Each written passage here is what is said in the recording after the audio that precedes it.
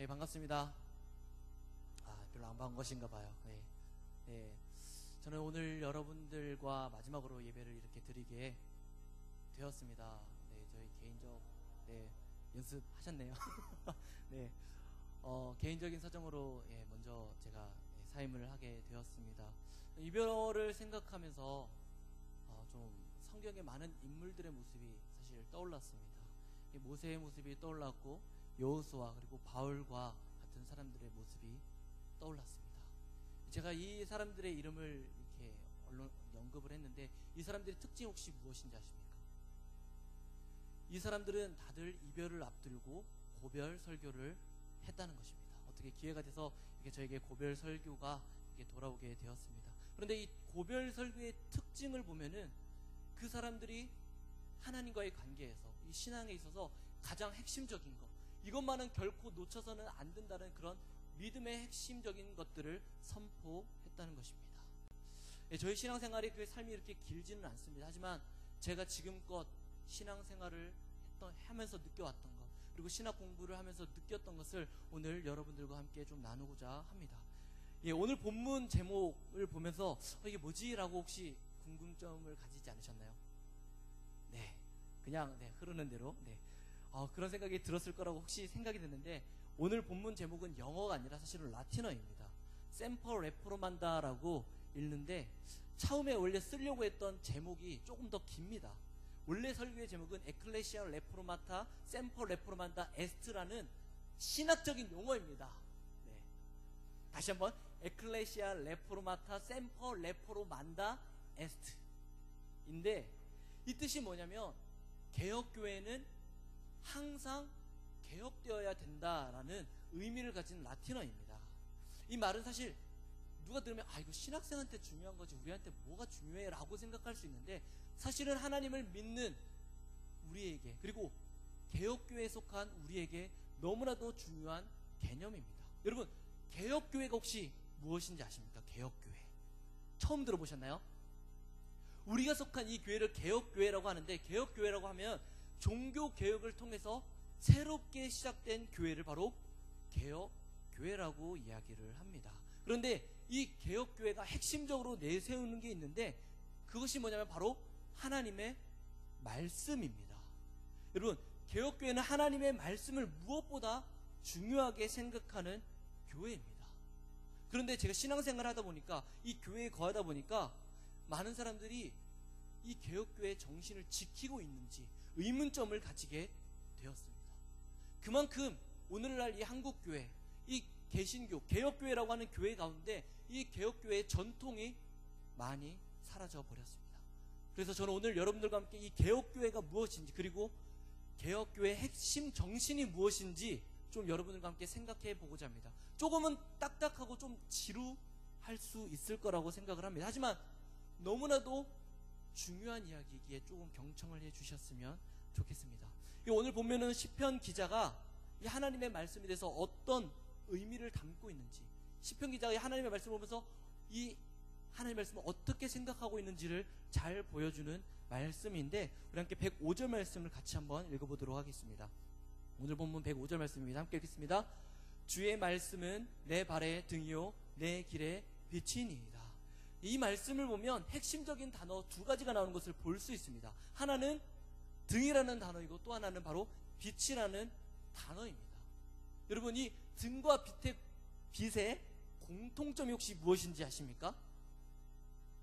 어두움을 밝혀준다는 공통점을 가지고 있습니다. 여러분, 혹시 어두운 곳에서 움직여 보신 적 있으신가요?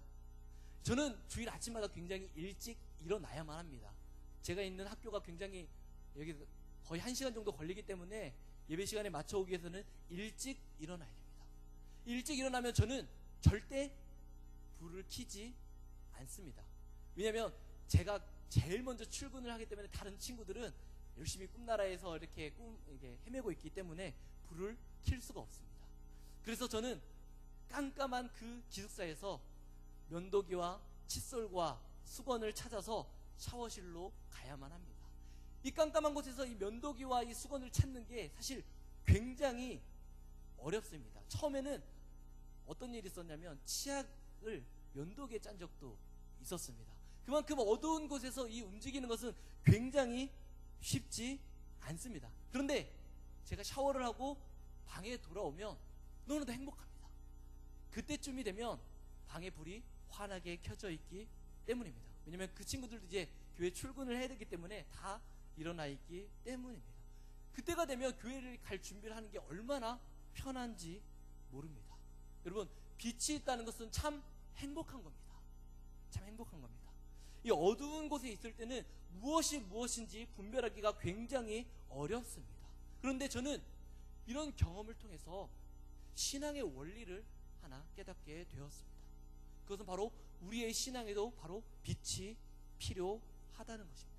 여러분, 우리의 신앙에는 어두움을 밝힐 수 있는 빛이 반드시 있어야만 합니다. 사실 인간이 타락하기 전에는 인간에게 또 다른 빛이 필요하지 않았습니다. 타락하기 전에 사람들은 하나님과 늘 동행하는 자였고 하나님의 형상을 가진 자들이었기 때문에 또 다른 빛이 필요하지 않았습니다. 왜냐하면 어두움에 영향을 받지 않는 상태였기 때문입니다. 하지만 인간은 범죄를 하게 되었고 그 범죄를 통해서 인간은 어두움에 휩싸이게 되었습니다. 하나님의 뜻을 바르게 분별할 수 있는 능력을 잃어버리게 된 것입니다. 그 능력을 잃어버리면서 인간들은 어둠 속에 갇히게 되었고 늘 인간들은 죄를 향해 달려가게 되었습니다. 죄를 통해 하나님을 대적할 수밖에 없게 되었습니다. 우리가 하나님을 대적하고 싶어서 대적하는 게 아니라 그럴 능력이 없기 때문에 하나님을 대적할 수밖에 없게 되었습니다. 그렇기 때문에 사람들은 인간의 역사를 죄의 역사라고 이야기를 합니다. 하지만 이런 우리를 위해 빛 대신 예수님께서, 주님께서 이 땅에 오셨습니다. 그것이 기록된 말씀이 요한복음 1장 14절 말씀인데 제가 읽어드리도록 하겠습니다. 말씀이 육신되어 우리 가운데 거하심에 우리가 그의 영광을 보니 아버지의 독생자의 영광이요 은혜와 진리가 충만하더라. 아멘. 바로 예수 그리스도의 성육신 사건이 기록된 말씀입니다. 여러분, 예수 그리스도의 성육신 사건이 우리에게 말해주고 있는 것이 무엇입니까? 그것은 바로 말씀은 단순한 문자가 아니라고 이야기를 하는 것입니다. 이 말씀이라는 것은 성육신 하신 하나님, 살아계시고 역사하시는 하나님이 우리 가운데 말씀을 통해 나타나셨다는 것입니다. 바로 이 말씀이 어두운 세상 가운데 거하는 우리에게 빛을 비춰 주신다는 것입니다. 어두운 가운데 옳은 것을 분별할 수 없는 우리에게 그 어두운 가운데 옳은 것을 분별할 수 있는 능력을 우리에게 주신다는 것입니다. 오늘 시편 기자 역시 주님의 말씀은 내 발의 등이며 내 길의 빛이라고 고백하고 있습니다. 우리의 어두운 삶, 인간의 타락으로 인해 무너져버린 인간의 삶 가운데 하나님의 말씀이 없다면 인간은 어둠 속에 거할 수밖에 없을 것이고 그 어둠 속에 자잘하고 낭망할 수밖에 없을 거라는 고백이 바로 이 시편에 담겨있는 이 고백입니다. 이렇게 삶 가운데 비춰지는 이 하나님의 말씀, 이 하나님의 말씀은 시편 기자가 어떻게 지키겠다고 고백하고 있습니까? 우리 함께 오늘 본문 106절 말씀을 같이 한번 읽어보도록 하겠습니다. 106절 말씀 함께 읽겠습니다. 주의 의로운 규례들을 지키기로 맹세하고 굳게 정하였나이다. 아멘. 이 시편 기자는 주의 의로운 규례를 지키겠다고 이야기를 합니다. 여러분, 이 106절에서 말하는 이 의로운 규례가 의미하는 것이 무엇입니까? 이 의로운 규례라는 것은 하나님께서 의롭다고 판단하신 것, 하나님께서 의롭다고 말씀하신 그 자체가 바로 의의 판단 기준이라고 성경은 우리에게 이야기를 합니다. 시편 기자는 내가 생각할 때 옳은 것이 아니라 하나님 보시기에, 하나님이 판단하시기에 의로운 그런 판단 기준을 가지고 내가 살아가겠다고 이 시편 말씀을 통해서 고백하고 있는 것입니다. 이 말씀은 이 시편 기자가 하나님의 말씀을 자신의 인생에서 얼마나 중요하게 여기는지 볼 수 있는 말씀입니다. 그런데 중요한 것은 이 시편의 고백, 이 오늘 본문의 고백이 이 시편 기자만의 고백이 되어서는 안 된다는 것입니다. 이 고백은 이 시대를 살아가는 우리에게도 있어야 되는 고백입니다. 너무나도 중요한 고백입니다. 오늘 본문이 말하는 것처럼 하나님을 믿는 사람에게 있어서 이 하나님의 말씀은 너무나도 귀한 것입니다. 어두운 우리의 삶 가운데 비춰지는 빛이고 바로 등불입니다. 그렇기 때문에 사람들은 기독교를 말씀의 종교 혹은 계시의 종교라고 이야기를 하고 있습니다. 하나님의 말씀의 종교, 계시의 종교라는 말의 뜻이 무엇입니까? 하나님의 말씀이 사라져버린 기독교는 더 이상 기독교가 아니라는 의미입니다. 사람들은 하나님의 말씀이 신앙 가운데서 너무나도 중요하다고 생각을 합니다. 아니, 그렇게 들어왔습니다. 하지만 이 시대를 살아가는 신앙인들의 모습은 어떻습니까? 정말 하나님의 말씀을 중요하게 여기며 살아가고 있습니까? 그 말씀을 정말 삶 가운데 중요하게 여기며 살아가고 있습니까? 그렇지 않은 모습들이 사실 더 많지 않습니까? 사실 하나님의 말씀보다 중요하게 여겨지는 것들이 더 많아져 버렸습니다. 그런데 여러분, 바로 이런 모습이 신앙이 타락하는 시작점이라는 것을 알고 계십니까? 말씀이 사라져버린 기독교, 말씀이 사라져버린 신앙은 타락할 수밖에 없습니다. 기독교가 이 세상을 지배하던 시기가 있었습니다. 그 시대를 보통 중세시대 혹은 크리스텐덤이라고 이야기하는 시대, 혹은 기독교 제국주의라고 말하던 시대입니다.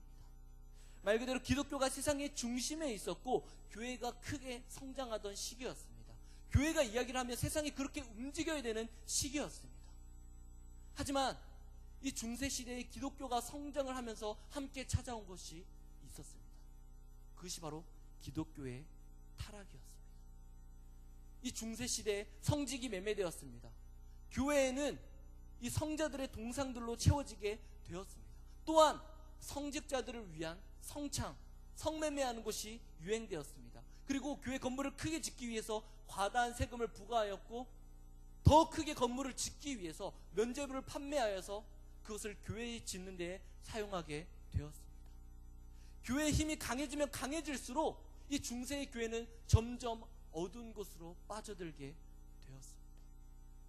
암흑기를 맞이하게 된 것입니다. 어떻게 이런 일이 이 교회라는 곳에 있을 수 있었습니까?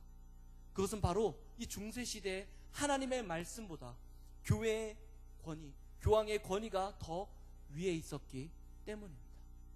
이 천주교의 교리를 보면 교황 무호설이라는 교리가 있습니다. 이 교황 무호설이란 하나님의 말씀에 대한 교황의 해석은 절대적이고 절대 오류가 있을 수 없다는 이야기입니다. 다시 말해서 어떤 말씀을 통해서 교황이 이거는 이거야 라고 말하면 그것이 된다는 것입니다. 다시 말해서 하나님의 말씀이 사람 위에 있는 것이 아니라 교황이라는 사람이 하나님의 말씀 위에 있다는 것을 의미합니다. 다시 말해서 교황이 이 교회에 있어서 최상위의 권위를 가지게 된다는 것입니다. 여러분, 사람이 하나님의 말씀 위에 감히 설 수 있겠습니까? 결코 그럴 수 없습니다. 하지만 어떻게 중세시대 때 이것이 가능하게 여겨졌습니까? 어떻게 사람들에게 이게 받아지게 되었습니까? 그것은 바로 사람들이 하나님의 말씀에 무지했기 때문입니다. 당시 사람들은 하나님의 말씀, 성경을 볼 수 없었습니다. 당시에는 성경을 개인적으로 가질 수 없었을 뿐만 아니라 성경을 가지고 있다고 해도 성경을 볼 수가 없었습니다. 왜냐하면 성경은 당시에 다 라틴어로 쓰여져 있었기 때문입니다. 아까 에클레시아 샘플 레포르만 당황하셨죠? 이들도 다 당황을 했기 때문에 성경을 볼 수 있는 능력이 없었습니다. 성경은 작은 성당에도 존재하지 않았고 커다란 성당에만 가야지 온전한 성경을 볼 수 있었고, 그곳에 간다고 해도 까막눈이었기 때문에 성경을 제대로 해석할 수 없었습니다. 그렇기 때문에 교황이 말하는 대로, 사제들이 말하는 대로 그것을 다 곧이곧대로 들어야만 했었습니다. 여러분, 혹시 가족오락관이라는 프로그램 아시나요? 가족오락관. 제가 어릴 때 있었던 프로그램인데, 그 가족오락관이라는 프로그램을 보면 작은 프로그램인데 고요 속의 외침이라는 프로그램이 있습니다. 다들 아시죠? 귀마개 끼고 그 위에 음악이 나오는 헤드폰을 씁니다. 그래서 처음에 있는 사람이 어떤 제시어를 받으면 돌아서서 그 단어를 설명을 합니다. 뭐 소리를 지르든 몸동작을 하든 소리를 지릅니다. 그래서 끝에 있는 사람이 그 답을 맞추는 단어, 우리 청년부 소리를 했었던 것 같습니다. 네. 자, 여러분, 이 프로그램에서 단어를 맞추는 경우가 많을까요? 틀리는 경우가 많을까요? 틀리는 경우가 훨씬 많습니다. 마찬가지입니다. 하나님의 말씀은 온전합니다. 하나님의 말씀은 1.1획도 틀림이 없고 정확한 진리의 말씀입니다. 하지만 그 하나님의 말씀이 전달되는 과정 가운데 오류가 나타날 수 있다는 것입니다. 그것을 전달하는 사람이 잘못된 해석을 준다면 그 말씀은 오염될 수밖에 없습니다. 여러분, 오염된 말씀이 전달된 그 교회 공동체는 어떻게 되겠습니까? 하나님의 뜻과 정반대의 결과를 그들은 맞이하게 될 것입니다. 여러분, 이것이 바로 중세 교회의 모습이었습니다. 당시 종교 지도자들은 하나님의 말씀이 아닌 다른 것들로 채우기 시작했습니다. 하나님의 말씀으로 가르치는 것이 아니라 인간의 생각, 인간의 욕심을 집어넣어서 자기의 뜻대로, 자기 원하는 대로 그 말씀을 해석했습니다. 교회에는 하나님의 말씀이 채워지는 것이 아니라 수많은 노래와 고해성사, 스테인글라스와 또한 하나님께서 제정하시지 않은 그러한 잘못된 규례들로 교회들이 채워지기 시작했습니다. 여러분, 이런 것들이 바로 중세 교회를 타락하게 만든 것들입니다. 하지만 이런 교회를 바라보며 교회가 다시금 회복되어야 된다고 외쳤던 사람들이 있습니다. 그들을 우리는 종교개혁가라고 이야기를 하고 그들을 통해서 일어나는 것이 바로 종교개혁입니다. 여러분, 개혁이라는 말의 의미를 혹시 알고 계십니까? 여러분, 개혁이라는 말의 의미가 무엇입니까? 많은 사람들이 개혁이라고 이야기를 하면 사회에 맞게끔, 사회가 발달하는 것에 맞게끔 어떤 제도를 고쳐나가는 것을 개혁이라고 이야기를 합니다. 그런 의미를 생각하다 보니까 많은 사람들이 종교개혁하면 교회 역시 시대가 변하니까 거기에 발맞춰서 교회를 바꿔나가야 돼 라고 생각을 합니다. 하지만 이 종교개혁에서 말하는 개혁이라는 것은 새롭게 교회에 무엇인가를 더하는 것을 의미하지 않습니다. 이 종교개혁에서 말하는 개혁이라는 것은 복음의 진리에서 벗어난 것들을 회복하는 것을 말합니다. 왜곡되고 부패하고 무너져버린 것들을 다 끊어버리고 원래 하나님의 말씀, 처음에 하나님께서 주신 그 진리의 말씀으로 다시 되돌아가는 것을 개혁이라고 이야기를 합니다. 그래서 끊임없이 종교개혁자들이 그 시대에 외쳤던 것이 우리가 다시 하나님의 말씀으로 돌아가자였습니다. 지금 우리 교회 가운데 하나님의 말씀이 아닌 것들이 너무나도 많이 채워져 있는데 그 모든 것들 다 깨트려버리자. 이제는 우리가 순수한 하나님의 말씀으로 되돌아가야 된다라고 이 종교개혁가들이 외쳤습니다. 이때까지 사람의 습관, 사람이 세운 그 모든 기준들, 그 모든 것들을 다 내려놓자. 순수한 하나님의 말씀만 의지하고 그 싸움을 싸워나가자라고 종교개혁가들은 외쳤습니다. 그리고 그들을 통해서 세워진 교회가 바로 우리가 속한 이 개혁교회입니다. 그런데 오늘날 많은 사람들이 이 한국 교회를 보며, 아니 이 세계 교회를 보면서 제2의 종교개혁이 필요하다고 이야기를 합니다. 왜냐하면 이 개혁교회의 정신이 다 사라져버렸기 때문입니다. 여러분, 제가 말씀드리기 전에 이 개혁교회의 의미를 혹시 알고 계신 분 계셨습니까? 아마 아무도 없을 것입니다. 그만큼 이 개혁교회가, 우리가 속한 개혁교회가 무엇인지 사람들은 알지 못합니다. 여러분에게 질문 한 가지를 하고자 합니다. 여러분, 성경 많이 읽으십니까? 성경 많이 읽으세요? 잘 안 읽을 겁니다. 그렇다면 하나님의 말씀대로 살려고 노력하고 계십니까? 하나님의 말씀대로 내가 어떻게든 살려고 몸부림치고 계십니까? 많은 사람들은 하나님의 말씀을 가까이 하지 않습니다. 하나님의 말씀을 듣기는 듣습니다. 하지만 삶 가운데 몸부림치지 않습니다. 왜냐하면 하나님의 말씀이 더 이상 내 삶에 그렇게 중요하지 않기 때문입니다. 그렇게 느끼지 못하고 있기 때문입니다. 저는 이런 모습을 보면서 이 교회가 다시 종교개혁 이전으로 돌아가고 있는 것이 아닌가라는 그런 생각이 들 때가 너무나도 많습니다. 그만큼 이 교회는 하나님의 말씀에 대해서 너무 무감각해져 있습니다. 그래서 교회에 나타나는 현상들이 무엇입니까? 많은 사람들은 교회는 교제하는 곳이라고 생각을 합니다. 우리의 크리스천들의 문화를 교류하는 곳이라고 생각을 합니다. 여러분, 그들은 다 말로는 하나님의 말씀이 중요하다고 합니다. 하지만 그들의 삶 가운데 실제적으로 보여지는 모습은 말씀의 공동체가 아닌 교제의 공동체, 그냥 서로의 아픔을 나누는 공동체, 우리의 유익을 추구하는 공동체가 되어 버렸습니다. 여러분, 교회에 있어서 교제 역할 분명히 중요합니다. 하지만 하나님의 말씀이 사라져버린 교제는 무의미한 교제입니다. 하나님의 말씀이 사라져버린 봉사는 무의미한 봉사입니다.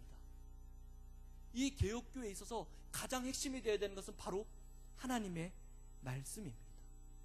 하나님의 말씀을 깨닫고 그 말씀대로 살아가는 것입니다. 여러분, 우리가 속한 개혁교회는 언제나 개혁되어야만 합니다. 이 개혁이라는 것은 다시금 하나님의 말씀으로 되돌아가는 것을 말합니다. 우리가 속한 교회의 문화, 컨텐츠, 프로그램을 바꾸는 것이 아니라 우리가 다시 한번 하나님 앞에, 하나님 말씀 앞에 바로 서는 것, 정말 내가 하나님 앞에 바로 서 있는지 내 신앙을 점검하는 것, 그것이 오늘날 교회가 말하는 종교 개혁입니다. 본문이 말하는 것처럼 우리의 발에 등이 되시고 빛이 되시는 하나님의 말씀으로 우리는 나아가는 자들이 되어야만 합니다. 그리고 그 하나님의 말씀을 내 삶의 기준 삼고 그 말씀대로 살아가려고 노력하는 자들이 되어야만 합니다. 그것이 우리 가운데 나타나야 되는 개혁의 정신입니다. 청년 여러분, 듣기에는 좀 딱딱하고 지루하고 나와 무슨 상관이지? 라는 생각이 들 수 있습니다. 하지만 이 사실이 무너지는 순간부터 교회의 타락은 시작됩니다. 믿음의 선배들은 이 정신을 지키기 위해 자신의 생명을 내어 놓았습니다. 교회 안에 이 말씀의 권위가 올바로 설 수 있도록 자신의 모든 것을 바쳤습니다. 그리고 그 말씀대로 살기 위해서 자신의 생명을 내어 걸었습니다. 여러분들은 어떠십니까? 여러분들에게 과감하게 도전하고 싶습니다. 여러분들도 하나님의 말씀으로 되돌아가는 여러분들 되시기를 바랍니다. 우리는 언제나 개혁되어야만 됩니다. 이 개혁이라는 것은 우리 가운데 새로운 것을 계속 더하는 것이 아니라 하나님의 말씀, 그 순수했던 하나님의 말씀으로 되돌아가는 것입니다. 우리의 생각을 자꾸 하나님의 말씀에 더하는 것이 아니라 정말 순수한 하나님의 말씀이 무엇인지 추구하는 것입니다. 여러분들 삶 가운데 순수한 하나님의 말씀을 향한 갈망이 있기를 바랍니다. 그래서 그 하나님의 말씀을 기준 삼고 그 하나님의 말씀을 따라 살아가려고 노력하는 여러분들이 되시기를 바랍니다. 함께 기도하겠습니다.